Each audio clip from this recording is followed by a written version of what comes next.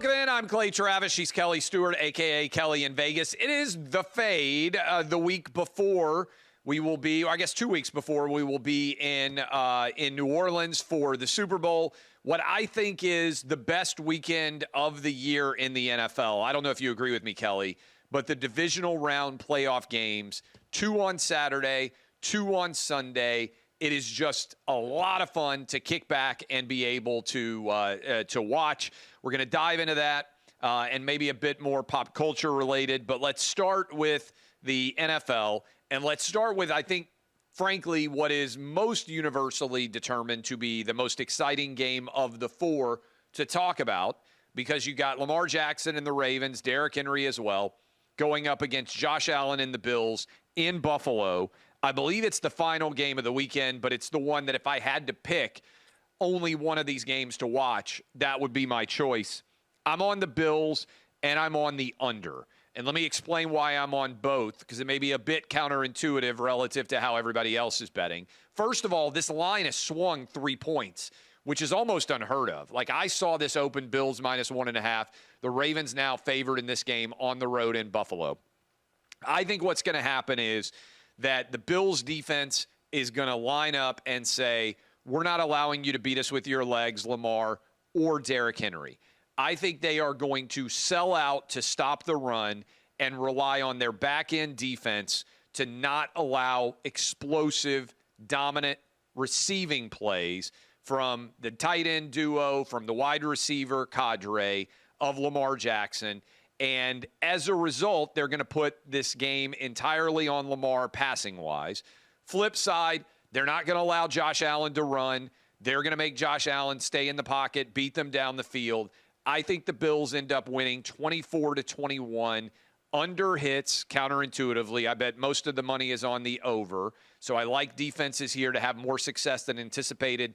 And I like the Bills to get the win. I know you have a futures ticket on the Ravens. How do you see this game, Kelly? Do, Clay, and the more shows I do throughout the week, so obviously we're filming on a Thursday, the more I realize I'm on an island here with the Ravens. I have not had a single person that I either do a show with or that I speak to on a regular basis that likes them here. And the reality is that they got hammered by sharp money. Now, you mentioned the 3-point line move.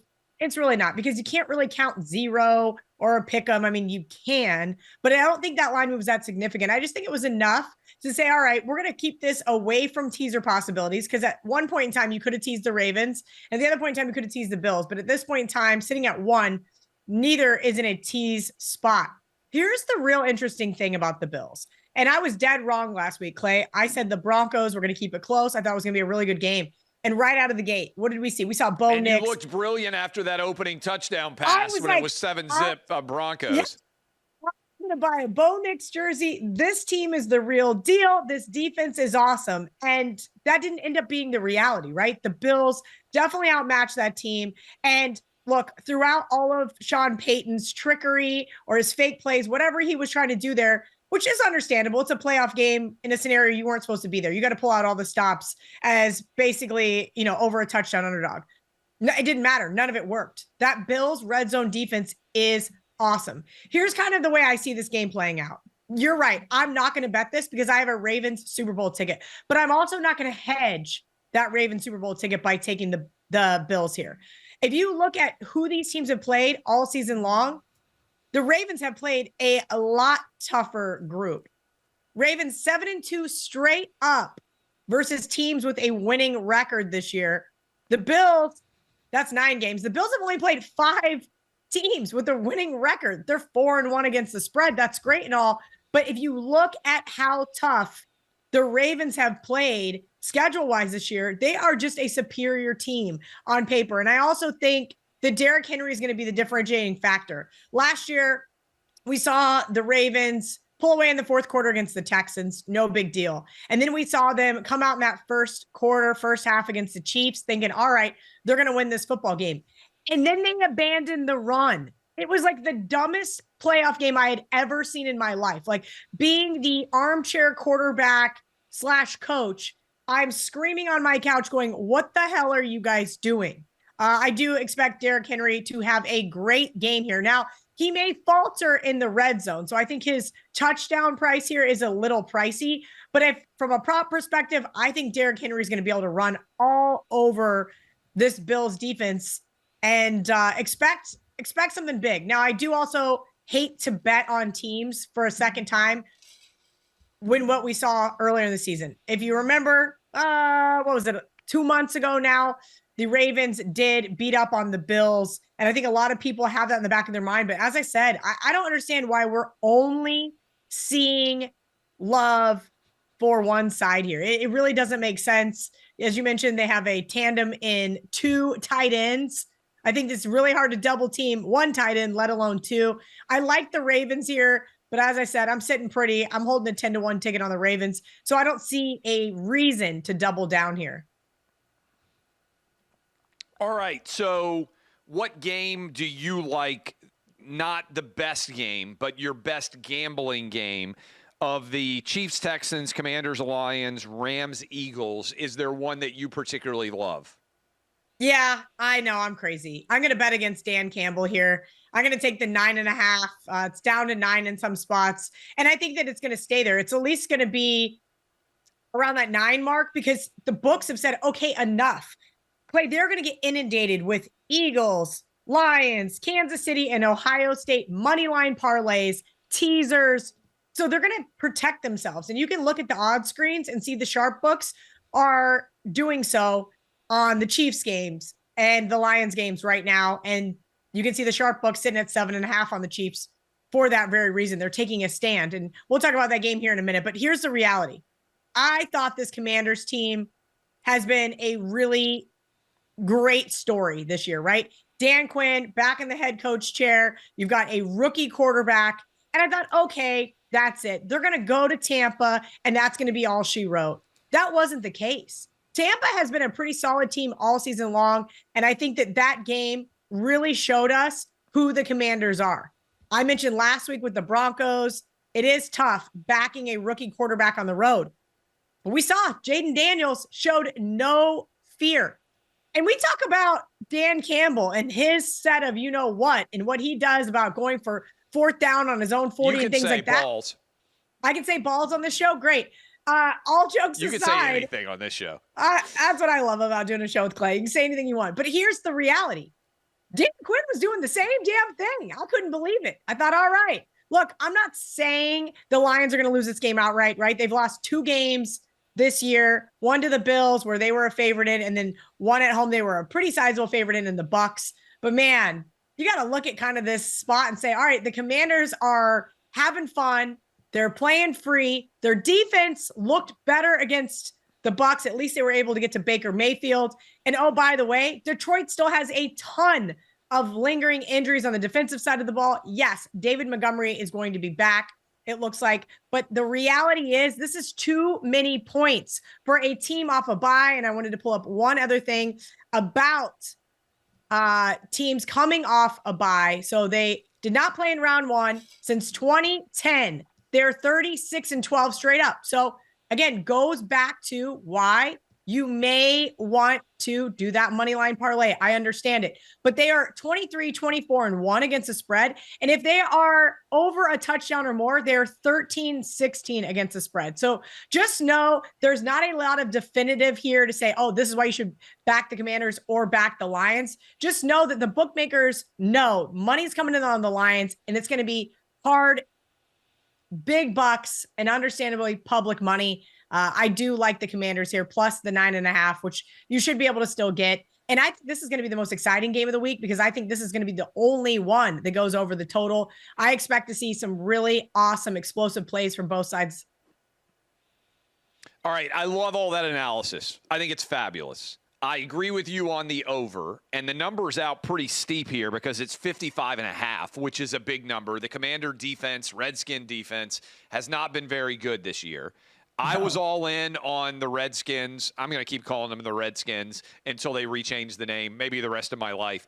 Redskins to cover on the road against the Bucks. In fact, we said Baker has a little bit of a habit of turning the ball over, and they might string together, and they did, okay? But I actually think the Lions are going to blow out the Commanders here, the Redskins. I got them 42-20. I like the amount of rest that's going to make a difference, I think, on the defensive side of the ball. The electricity, Kelly, that I think is going to be running through Ford Field is going to feed through Dan Campbell onto the field with this team. I like what I've seen from Jared Goff in that incredibly important game against the Vikings. All the pressure on them at home. They went out and wrecked their opponent. I think they are going to do the same. I agree with you. The number's big, and the reality is a lot of people are going to be on the Commanders, Redskins, big number here. I agree with you on the over, but I'm on the flip side here. What about Chiefs-Texans, the first game? I'm on the Chiefs. This number being as big as it is makes me nervous, 8.5-ish points. I took the under as well because this feels like a game to me where the Chiefs defense comes out and dominates and just kind of strangles the game away. And the Chiefs, maybe it's 10-7 at the half or something like that. And then it feels to me like the Chiefs pull away and win something like 23-10, low scoring. I know that C.J. Stroud and the Texans really kind of turned it on against the Chargers in the final half of that game, but they were awful for much of the first half. This is just a game I don't see any way that the Chiefs lose. Even if it's a big number, made me nervous, but I like the under more than I do the Chiefs, but I'm taking the Chiefs and I'm taking the under. Yeah, look, Kansas City has covered 11 straight as a favorite, right? They only have 2 losses on the season. They've won 11 straight as a favorite. You want me to bet against Kansas City? And then I go, oh, wait, they've only covered 3 of those 11 games. They're 3-8 against the spread. I don't trust Kansas City. Definitely not to cover. But here's the reality, Clay. You don't get rich betting against Patrick Mahomes and the Kansas City Chiefs during the playoffs. It is a foregone conclusion that they are already sitting pretty in the AFC Championship game and probably on their way to the Super Bowl. It is just what it's been over the last few seasons, and it has been frustrating from a betting perspective. So, no, I don't want to take the Texans here, who have only covered 3 of their last 9 games against Kansas City. And, oh, by the way, benefited from 3 interceptions and a pick 6 last week. I know, Clay, I had the Texans, and I was sitting there in the first quarter going, why did I bet on this godforsaken team? They are horrible. And then Justin Herbert does what Justin Herbert does every once in a while and has an awful game, and the Texans defense bailed him out. I think that's built into this number here. But I also think that knowing that they're going to get only Kansas City money line here in money line parlays, they've juiced the money line up. This money line correlates with a touchdown and a half, 8-point favorite or so. So I thought that was really interesting, right? So if you look at the Kansas City money line -425 and you look at the Lions money line -550, those are drastically different prices, yet the point spread is right around in the same area. So keep in mind there, the bookmakers are making you pay a lot more premium for this Lions team. I'm with you. I think it's under or pass on this game, Clay. That'd be the only way I want to look. Kansas City has had some offensive struggles throughout the season. We've seen them sputter and then get that win late. Again, the Texans, had they not benefited from 4 turnovers, that final score would have never been as high as it was. Remember, that was a dead on under game for a better part of 4 quarters until that late pick 6 goes over the total. I think we see an under game here, and that's where I'm looking at this one as well. All right, last one. We haven't talked about it yet. Rams, they surprised me, Kelly. That 9-sack domination of the Vikings offensive line, I did not see coming. I didn't think that Sam Darnold would have back-to-back games where he looked as bad as he did, although to be fair, when you get sacked 9 times, nobody's going to look that great.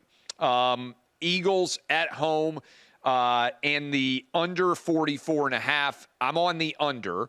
I actually like the Rams nearly a touchdown underdog. This feels to me like just kind of a 17-13 style game. I don't think that that the Rams are going to give Saquon and Jalen Hurts a lot of opportunities. Maybe A.J. Brown, thanks to his motivational book on the sideline, is going to have a lot bigger game this week. But I'm on the under. I think it goes under substantially. The Rams, this number's kind of big to me. And ultimately, I like what Sean McVay has done with this team. They've been under the radar all year, no pressure. They get a whipping on, they put a whipping on the Vikings. I think they keep it close against the Eagles. What say you? Yeah, look, there's some situational stuff to unpack here. I'll say this much. I've been dead wrong on the Eagles during the regular season, and I'm not sure that changes here in the playoffs. So proceed with caution. I probably won't end up laying the 6 with the Eagles, but hey, look, they made Jordan Love's life absolute hell last, what was that, Sunday night? It was awful. I mean, we're talking about how bad Sam Darnold looked. I was not impressed with Jordan Love at all. They put pressure on him all night. He was not able to get much of anything done. And I think that that's going to be the differentiating factor here, right? Let's see if Philadelphia comes to play. Big time offensive line, even without Jason Kelce, this offensive line is going to be able to push and bully around the Rams defense. And we know what the Rams susceptibility is. Oh yeah, it's against the run. So Lane Johnson's going to be making a massive hole there for Saquon Barkley, in my opinion. That doesn't necessarily mean they cover. You also have to look at things like Rams, right? They're displaced from LA. I don't know how many players are actually displaced from their home, but they were supposed to get a home game. They go to Arizona. Now on a shorter week than Philadelphia, they're going outside, cold environment in Philly. I lean towards the Eagles here. Again, I think the Rams kind of benefited for, what the Lions were able to do to Sam Darnold, and I think it carried over. Sam Darnold's offensive line did him no favors, but man, did he look like he turned into a pumpkin there on Monday night. And I think that final score is kind of telling. I thought the Eagles would be a 7.5 point favorite in this one. So when they marched out of 6, I should have been all over them. But again, I've been wrong on this team so many times. I will give the Rams a coaching nod here. I do think Sean McVay is a better coach than Nick Sirianni, but not by much. So keep an eye out here. I look for this game to go under as well. Look for Puka Nacua to probably go under. Again, this Eagles secondary has bullied wide receivers all season long. That has been a great prop bet to cash. So keep an eye on a couple of those and possibly some Saquon over rushing yards. All right. Pause before we go to Notre Dame and Ohio State. Let's hit this question for you, Kelly. Some of these things that you and I talking about have been going mega viral. I bet that this will as well when we clip it. All right. So I know that the OnlyFans girl who slept with 1,057 guys. It's been impossible to miss this story. I put up a poll question. I'm going to pull it up, asking who do you blame more? The 1,057 guys who each got roughly a minute with her, or the girl? On the internet blame factory scale, right? Like you can say, well, both of them are not people that I, have a particularly fond opinion of. I mean, that's a very reasonable take. But if you have to assess blame, girl or guy, who is more to blame for this situation arising? But I think we all know I'm not afraid to slut shame women on the internet. I'll call it like I see it. I think the reality is, though, if the guys weren't lining up in some disgusting fashion to participate in this charade, then no, it would have never happened. So I did see your poll, and I do agree with you. I think the 1,057 guys or whatever it was are to blame. But I also think we're to blame as society. If we stop giving these women attention, guess what happens? They go away.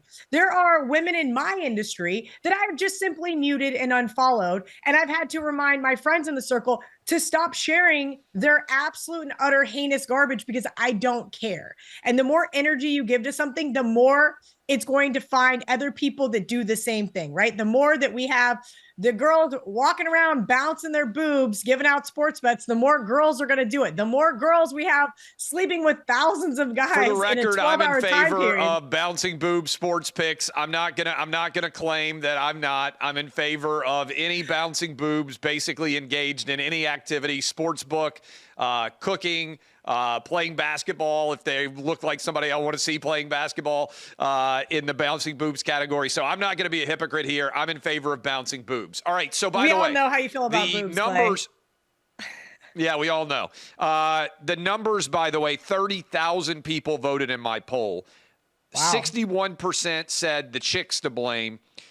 39% said the men are to blame. I think the pollsters got it wrong. I think it's guys, right? Because it doesn't surprise me, Kelly, that one girl would make what is a decision that I think is poor, but make her more money, might make her more famous. It is a poor decision for her, but it's one person making a bad decision for which she might gain some measure in her mind of fame, which is much of the coin of the realm, whether you like it or not right now. Here's what I can't get past. Who are the guys lining up? What does guy 972 say to guy 973 as they prepare in the on-deck circle to be next man up after 971 dudes have already gone before you? 1,057 men are making an incredibly poor choice. And so, question, in my opinion, that's not a visual I ever wanted to to have. Like that visual is not something I ever wanted to have. Now I have that visual. Look, here's the reality. Ladies, what are they wearing, Kelly? How do they prepare? How do they prepare to be ready? Like, I can't get past, like, I'm just like, the whole concept of a gangbang sounds awful to me. And that's if there's like 4 dudes involved. I can't imagine 1,057 dudes and you're just standing there like at the end, like the Royal Rumble. Okay, if you draw the one, draw the one, you're in and out. You don't have to see the other dudes necessarily. You draw the 1,057, like you got to stand there all day. And so I can't get past it. That's repulsive. I can't get past it. Again, I think if we, as ladies, choose to conduct ourselves in whatever manner we want, go for it. But remember, this is now 2025. The internet lives forever. If she has a child one day, that child is going to eventually see this video. Someone at school is going to bully them. Look, I have come on here so many times. I am far from a saint. I have done all sorts of crazy things, whether it's on spring break, when I was in college, or putting on a jersey and boy shorts and giving out sports picks. I don't want to sound like a hypocrite here, but that is the real reality. We had a friend in high school whose mom did Playboy when she was in college. And then, I kid you not, the first guy that found out, hey, Joe's mom is hot. It wasn't 2 weeks before that Playboy was in the high school. And someone's like, I found Joe's mom in my dad's Playboy collection. And poor Joe, you got to feel bad for the guy still. Here's my thing in general on this. The girl is kind of cute. All right, let's start here. To me, this is, I feel like I could write it. I'm glad I have sons. Okay, let's start here. And I am very confident they would not be lined up as one of the 1,057 men, because I would have failed as a dad, in my opinion, if that happened. All right, but this girl, Kelly, in the 1980s or the 1990s or the early 2000s, a pre-social media era, would have been a cute girl at high school or college. There would have been a lot of boys that were interested in her. She probably would have ended up with one of them that she grew up knowing or went to school with or worked with, somebody in her circle of friends.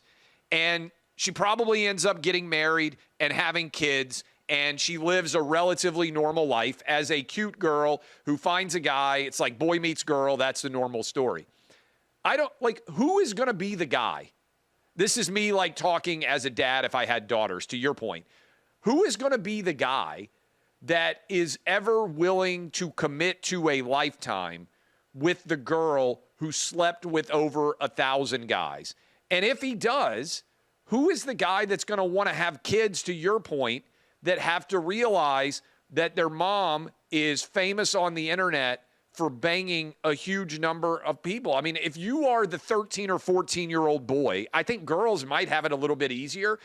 But if she has boys and you're the 13 or 14-year-old boy in 7th or 8th grade, when the whole team suddenly realizes that your mom's all over the internet banging any guy who walks into a bathroom, that kid is not going to be able to have a normal existence. I'm sorry, he's not. And so it's not only the choice that she's making, it's the choice that is going to impact whatever she does for the rest of her life. If she dates somebody, if she marries somebody, if she ends up having kids one day, it's going to be a big deal. And that's what I would say to everybody. And I also, this whole OnlyFans phenomenon is really fascinating to me because you mentioned Playboy, Kelly. Back in the day, Playboy magazine, we would try to get it. We would try to steal it. When you're like a 12 or 13-year-old boy, getting your hands on a Playboy magazine is a huge thing. I've written about it in Dixieland Delight. Every boy who's around my age knows what I'm talking about. And so you would try to get that magazine. And it was, there's 10 girls who might be naked in a Playboy, and there's one supermodel who is naked, but they didn't give your full name. They gave, you were like Sadie from, it was like a stage name. I don't know, what. Yeah, you had a stage name, here's like how a they do it. stripper So would. my roommate in college posed for Playboy, and how they picked your name was they said, "Oh, what's your mother's maiden name?" And they would make a hybrid version. You maybe use your real first name because she did, but she used her mother's maiden name instead of her real last name. I remember that, and I was like, "That's weird." She goes, "Yeah, they don't really want you using your real name. They prefer that kind of because you could be anonymity. tracked down by crazy people otherwise, and it would stay connected to you for the rest of your life, right? That actually is a logical choice. And if you made that choice, now your friend's mom got tracked, they tracked down, they recognized it was his mom. It's one thing, but it's a different kind of thing to be like, hey, your mom was so hot that when she was 23, she posed tastefully in an airbrushed Playboy, and you could have a normal life after you did that. Most people wouldn't necessarily know about it to a large extent. These OnlyFans girls, because everything is digital now, I think it's going to be hard for them to escape the choices that they made. Now, I don't begrudge anybody deciding to make millions of dollars selling something that there is a market for. But to me, this example of it is a totally different universe than what most people on OnlyFans are doing. So I blame the men. I think there's certainly a lot to go around in terms of blame, but I can't think as a dad of 3, I can't get beyond that 13 or 14-year-old boy, if she has one day finding out through his friends, maybe his mom sits down with him, but my God, can you imagine having that conversation with your kid? Oh my God, that sounds kid awful. Psychologically is going to be scarred, to say nothing of whatever her psychology on this is going to be going forward. All right, with that as our prelude, what an incredible jump-off point.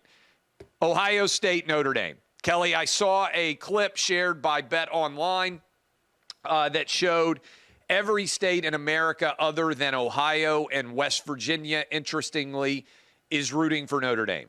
I never would have believed we would enter into an era where Notre Dame would become the lovable underdog. That is what Marcus Freeman's team has become as it pertains to the game against Ohio State. Ohio State around an 8-point favorite, over under 45.5. I'll pick both sides here in a moment, but the side that I really like is the under, Kelly. I think Notre Dame, much like I like the under, even though it didn't end up going under in the Penn State-Notre Dame game, I think we will see something similar where defenses tend to dominate. That game going over was a crime against gambling humanity. But my favorite bet in the national title game Monday night is the under. What say you?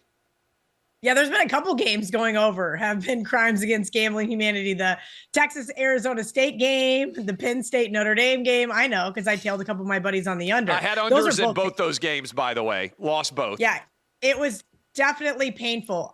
So I'm going to say this as a futures better on Ohio State. I have not decided if I want to lay it with Ohio State. I don't know if I really need to double down. Right now I'm sitting at plus 525. I just need them to win the game.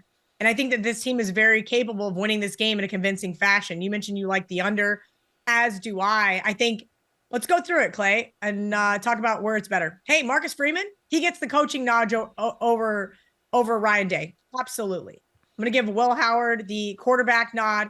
I'm going to give the wide receiver room and the running back room to Ohio State, and I'm going to give the better defense to Ohio State. Now, I understand that Notre Dame has played some really great defense, but the reality is they have not played the schedule that Ohio State has played this year. Notre Dame got to play Penn State team, and really, if you look at the box score, Penn State had every opportunity to win that game. And, well, they got to play Indiana. Come on. Whereas Ohio State comes in, bulldozes your Vols, the number one team, Oregon, and of course, Texas. Look, I had a lot of people say, oh, Kelly, you just hate Texas. No, I don't. Here's the reality. I knew Texas would beat themselves in that game. Quinn Ewers, I said, would throw a couple of picks. Instead, he had a sack fumble that cost him the game as they were going in to tie it up. Look, I think Texas had a great game plan defensively outside of Will Howard's opening series and outside of Henderson's touchdown run. They absolutely were able to keep Ohio State at bay. Ohio State was only able to dink and dunk downfield to guys like Tate and Buka or whatever. Abuka. I am so terrible at names. Anyway, Clay, you get the idea. I think this is going to be. I think this is going to be a really interesting game. And I have a feeling, as you mentioned, the whole world's on Notre Dame. You know, the last time they were on Notre Dame in the national championship, did you remember that one against Nick Saban and the Crimson Tide? Yeah, I remember because I was on Notre Dame in that game and they were the lovable loser underdogs. And that's exactly what it was. 28-0 at halftime. The game was over before it started. I also like the under, but I think it's going to be a similar fashion to that. This is the reality. I actually win more money on Notre Dame, Clay, because I have Calcutta with some of my buddies in Texas. I don't think it's the right side. I told him that when they drafted Notre Dame. I said, actually, you guys, I'm in for 10%. Draft whoever you want, not name Texas, whether that was Ohio State, whether that was Georgia, whether that was Notre Dame or Texas. I said, here you go. I don't want Texas. And they got a good buy price on Notre Dame. But the reality is, I don't think the Irish have the offensive forces. I don't think Riley Leonard is going to be able to get anything done against these defensive backs. I think it is going to be an Ohio State dominance game. I'm not calling it the Oregon game, Rose Bowl 2.0, but I do think Ohio State is leaps and bounds, power ratings wise, a better team here. I am on Ohio State, and I think it's going to be a low-scoring game. I think Ohio State will win something like 24-13-ish. And so I am taking Ohio State. I like the under way better, but if you tell me, hey, you have to take a side, Ohio State -8 or Notre Dame plus the points, then I would take Ohio State minus the 8, and I'm on the under. Kelly, so next week at this same time, we'll have only 2 games to discuss. It's a very sad time. The AFC and the NFC championship game.